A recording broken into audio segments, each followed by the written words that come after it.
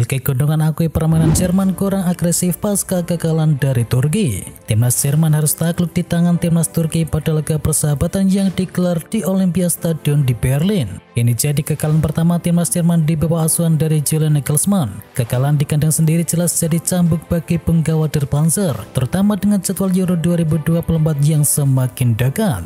Dan Kapten Der Panzer Ilkay Gundogan menyebut permainan timnya yang terlalu ragu-ragu jadi penyebab kekalahan Jerman. Jorginho disuruh jangan ambil penalti lagi.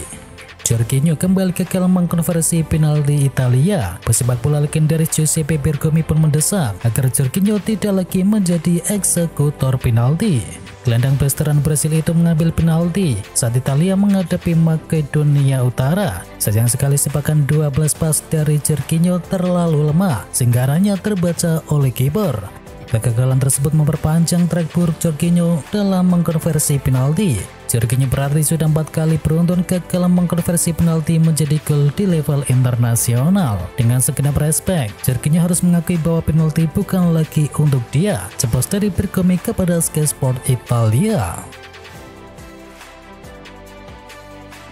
Presiden UEFA dukung Italia lolos ke Euro 2024. Timnas Ukraina punya motivasi tambahan jelang pertandingan penentuan melawan Italia di laga pamungkas grup C pada babak kualifikasi Euro 2024. Dan pernyataan Presiden UEFA Alexander Caverin yang mendukung Italia telah memantik kemarahan para pemain Ukraina. Italia harus lolos ke Euro 2024. Jika tidak, maka menjadi bencana. Tim nasional Italia terlalu penting, tapi saya pikir mereka akan mengalahkan Ukraina, ucap Caverin dilansir dari La Presse.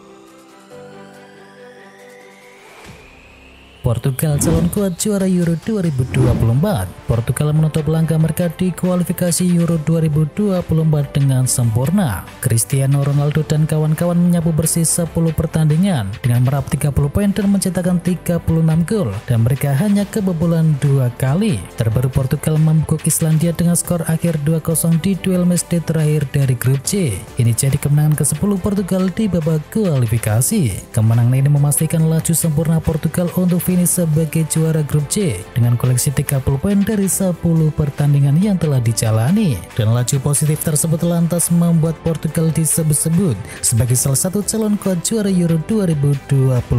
Tim mereka solid dan dipenuhi oleh pemain-pemain bintang. Serbia lolos ke Piala Eropa 2024.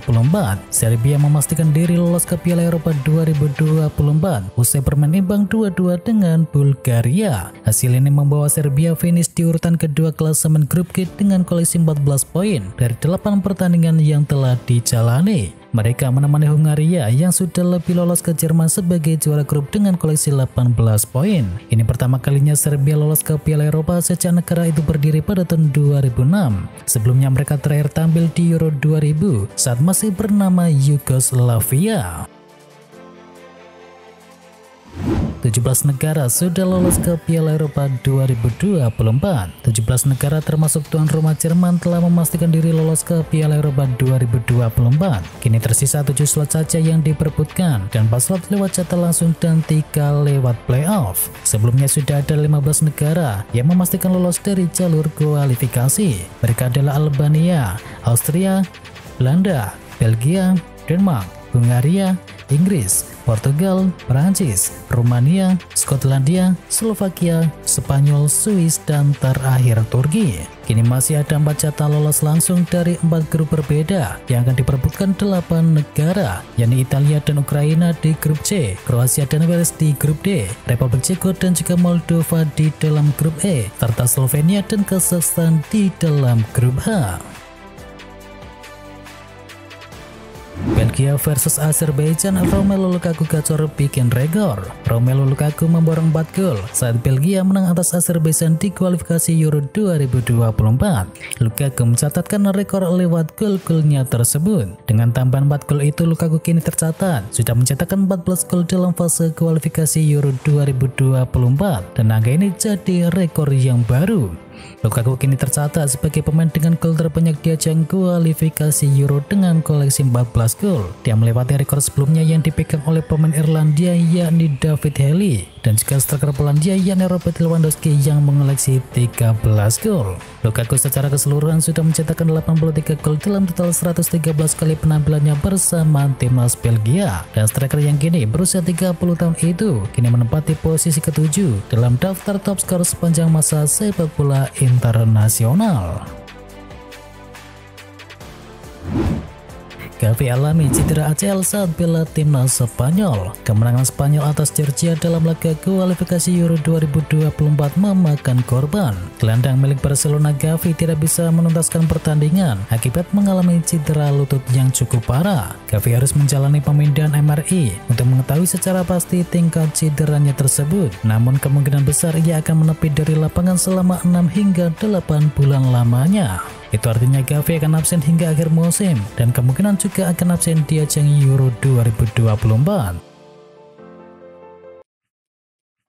Ter Stegen tak cedera serius dan akan segera pulih. Marc-Andre Ter Stegen mengalami cedera punggung saat mengikuti pemusatan latihan bersama timnas Jerman di Jeddah Internasional kali ini. Tetapi Barcelona bisa bernafas lega karena hasil pemeriksaan tak menunjukkan adanya cedera yang serius. Dilansir dari Marca, hasil pemindahan pada hari Minggu waktu setempat kemarin menunjukkan tak ada masalah serius pada punggung dari Ter Stegen.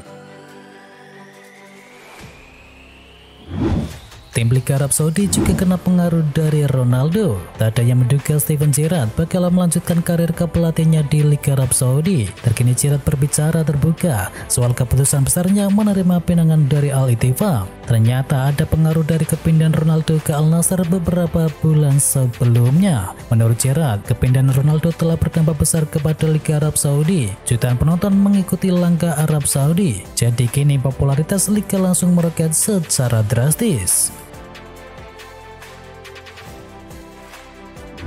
Premier League perlu bukti kuat andai mau sanksi Manchester City.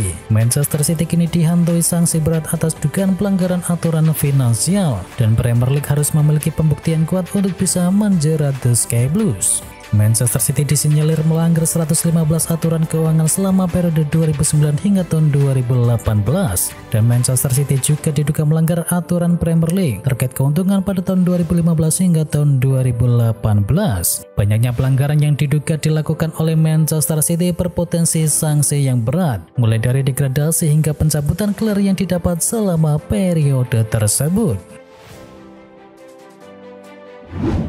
Dikabarkan ke Arab Saudi, Bruno Fernandes pilih setia. Klub Arab Saudi dikabarkan membidik Bruno Fernandes. Uang sebesar 100 juta euro disebut disodorkan kepada Manchester United. Tetapi Kapten Manchester United Bruno Fernandes menegaskan kesetiaannya. Menjadi incaran itu selalu bagus apapun liganya dan juga klubnya. Tetapi saya fokus ke tim nasional dan juga Manchester United, saya bahagia di tempat ini, kata dari Bruno Fernandes.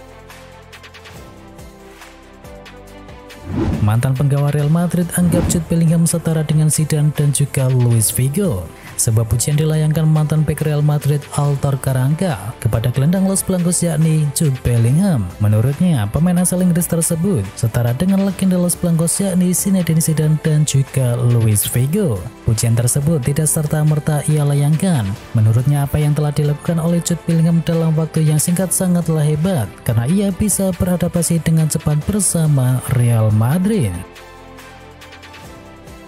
Gelandang timnas Prancis ini jadi suksesor Casemiro di Manchester United. Klub Liga Inggris Manchester United benar-benar serius mempersiapkan kepergian dari Casemiro. Setan Merah dikabarkan akan menggantikan pemain asal Brasil itu dengan Youssouf Fofana dari AS Monaco.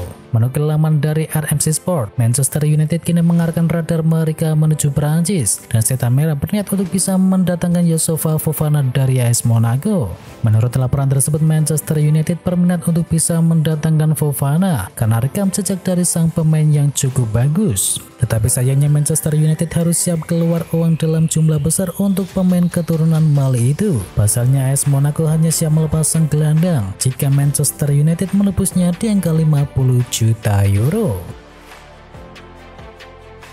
Anthony Martial bakal berpotensi pindah ke Arab Saudi. Kabar terbaru mengenai masa depan dari Anthony Martial, di mana sang pemain dikabarkan berpotensi hijrah menuju Arab Saudi. Pihak Manchester United sendiri dipastikan enggan untuk memperpanjang kontrak dari sang striker, meski mereka masih memiliki opsi perpanjangan selama 1 tahun.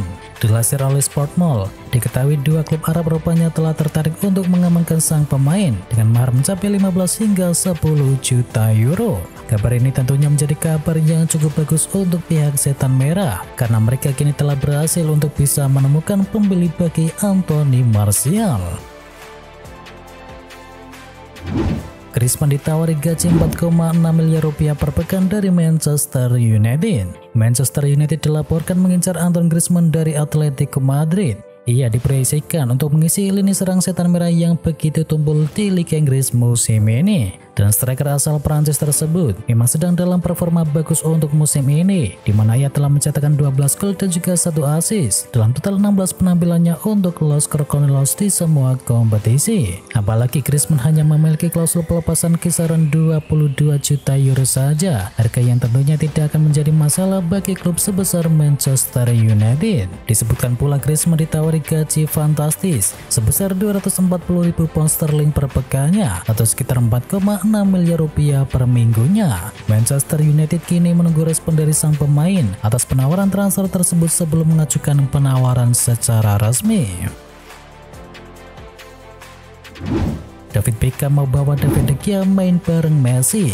David De Gea saat ini sedang tak punya klub usai meninggalkan Manchester United, dan David Beckham sedang berusaha membawa De Gea main satu tim dengan Lionel Messi di Inter Miami. Dilaporkan oleh Daily Star, kiper berusia 33 tahun itu kini coba dibidik Beckham selaku salah satu pemilik klub Inter Miami. Inter Miami diyakini mampu memberikan upah 350.000 pounds per pekan yang ia dapat sewaktu ia masih di Manchester United. Jika ini terjadi, maka David De Gea bakal satu tim dengan Lionel Messi.